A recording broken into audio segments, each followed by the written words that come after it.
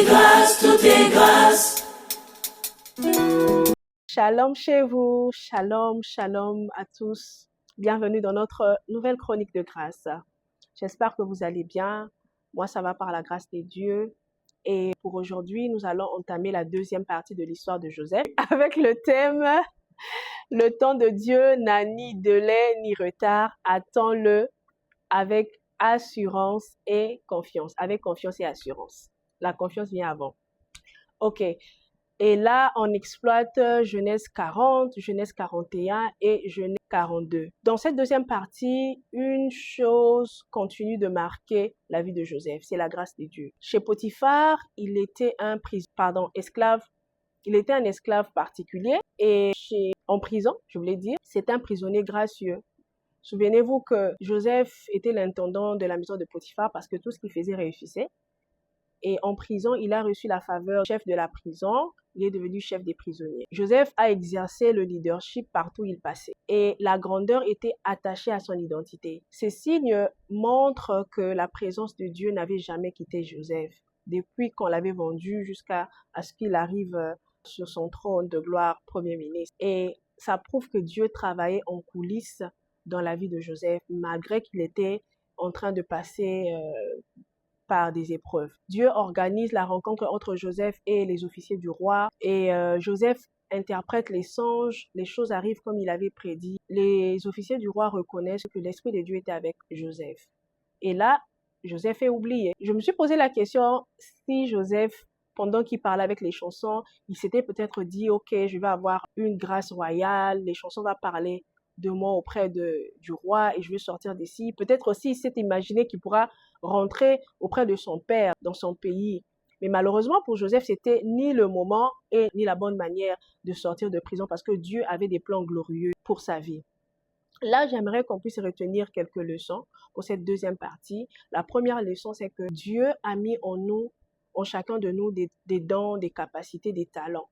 Et pour Joseph, c'était l'interprétation des songes. Je vais essayer un peu d'arranger ma caméra. Désolée. OK. Et souvent, on a tendance à négliger ce que les dons et les capacités que Dieu a mis en nous. Ne sachant pas que Dieu utilise ces choses pour une mission. Et souvent, il passe par tout ce qu'il nous a donné comme capacité, comme talent pour nous bénir ou pour nous faire sortir des situations qu'on peut peut-être pas s'imaginer.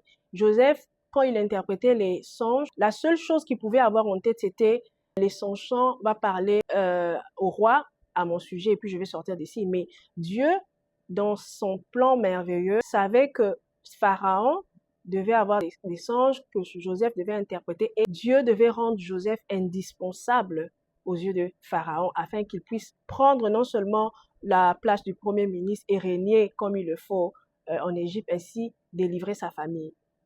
Et c'est là où j'aimerais nous interpeller de ne pas négliger les dons, les capacités que Dieu a mis dans nos vies. Si peut-être tu as un don de chanter, peut-être don de la parole, tu sais très bien parler, motiver, tu sais très bien réconcilier les gens.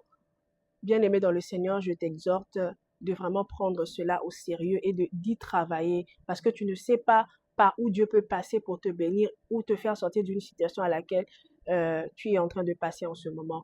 La deuxième des choses, c'est le temps de Dieu. Comme je l'ai dit dans notre thème, le temps de Dieu n'a ni délai ni retard. Dieu est le meilleur metteur en scène qui existe. Et lorsque les choses arrivent en son temps, les choses sont meilleures et parfaites. Parfois, on ne s'imagine pas comment le Seigneur concourt les situations en notre faveur, concourt les circonstances en notre faveur. C'est quand ça se réalise qu'on se rend compte, on se dit « Oh, voilà pourquoi !» Et je me souviens même d'une prédication du pasteur Atom, ce qu'on appelle le puzzle de Dieu, une ancienne prédication. C'est sur Internet, c'est sur YouTube, vous pouvez aller le chercher. Je me souviens, il y a un moment où il prêchait, il parlait du puzzle de Dieu. Il dit, quand tu te rends compte de l'image finale, tu te dis, Yango Wane. C'est pour dire que si je savais que ces choses devaient arriver de la sorte, je ne devais peut-être pas m'inquiéter. Et peut-être que tu peux voir une partie de ta vie, d'une histoire de ta vie, par où tu es passé, tu te demandes, mais pourquoi le Seigneur a permis que je passe par telle situation? Pourquoi le Seigneur a permis que telle chose m'arrive? Mais à la fin, tu vas te rendre compte pourquoi le Seigneur avait permis ça. Et Joseph s'était rendu compte pourquoi le Seigneur avait permis ces circonstances. Et la confiance, c'est un acte de cœur. c'est se reposer sur quelqu'un ou quelque chose sans pour autant voir les résultats au moment où on se repose sur cette chose. C'est croire à quelque chose sans pour autant voir les résultats au moment où on fait confiance à la personne. Et l'assurance, c'est cette conviction intérieure ferme et forte qui te dit que les choses vont arriver certainement, même si je ne les vois pas, même si le temps chronos, notre temps passe, tu te dis, tu as cette assurance, cette ferme conviction au-dedans de toi que les choses vont arriver.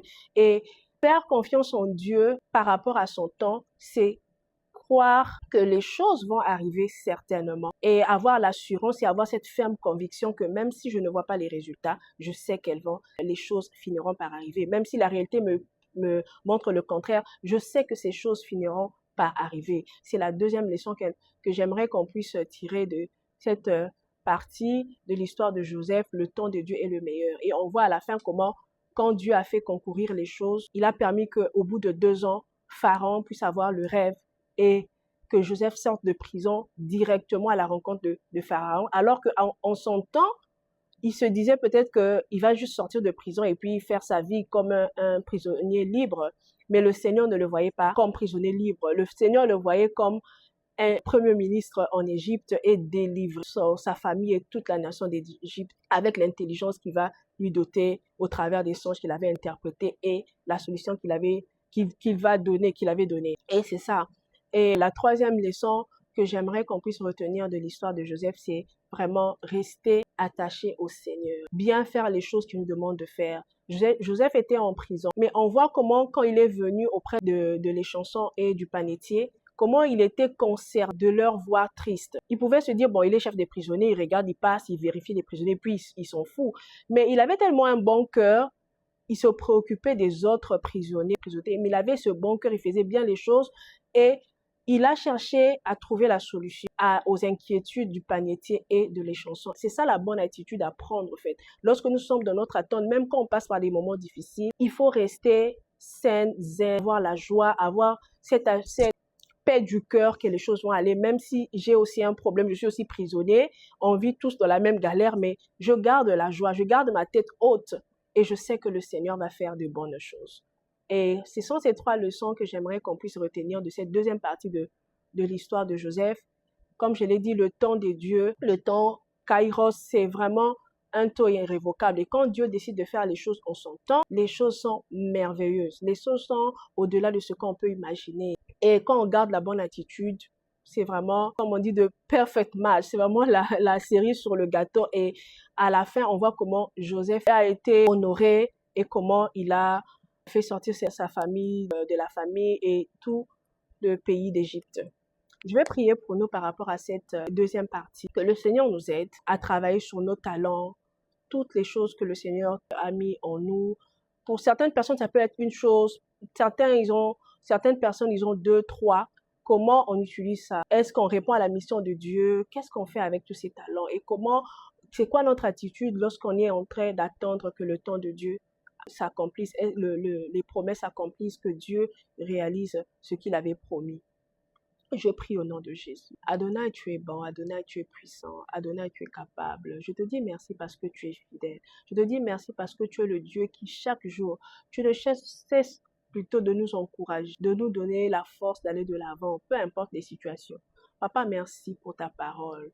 Je prie, Seigneur, mon Dieu, mon roi, que tu puisses encore booster la foi de quelqu'un ce soir. Je prie, Père éternel, mon Dieu, que ta main de grâce et de faveur puisse encore aider quelqu'un à aller de l'avant, Père éternel. Peu importe la situation à laquelle cette personne est en train de traverser, je prie, toi qui es le Dieu de Joseph, toi qui es le même hier, aujourd'hui, éternellement, toi qui n'as point changé, Père éternel, que ta main de grâce et de faveur se manifeste, Seigneur mon Dieu, afin que cette personne qui en attend garder le cap, Seigneur, garder la joie, la bonne attitude, la paix intérieure, Seigneur mon Dieu, fortifie l'homme intérieur de quelqu'un et aide, Seigneur mon Dieu, toutes les personnes qui ont négligé leur talent, toutes les personnes qui, Seigneur mon Dieu, ne se sont pas mises, Seigneur mon Dieu, mon roi, en obéissance avec ce que tu les avais demandé de faire suite par rapport au talent que tu les as donné, Seigneur. Je prie que ta miséricorde leur soit favorable. Je prie que tu les aides, Seigneur, à mettre en pratique, Seigneur, les talents, Seigneur, à exercer les talents, Seigneur, que tu as mis en eux, que ce soit le chant, que ce soit la parole, que ce soit l'interprétation des songes, et Aide-leur, Seigneur mon Dieu. Et pour les personnes qui ne connaissent pas encore quels sont leurs talents, que le Saint-Esprit le leur révèle au nom de Jésus. Seigneur, fais du bien à ton peuple. Bénis notre week-end et que ta grâce nous soit favorable. Protège-nous, Seigneur, et pourvois à tous nos besoins. Au nom puissant de Jésus, ainsi prié. Amen. Alors, merci beaucoup. Je vous souhaite un très bon week-end et on se voit la semaine prochaine pour une nouvelle chronique de grâce. Que Dieu vous bénisse. Bye. Tout est grâce, tout est grâce.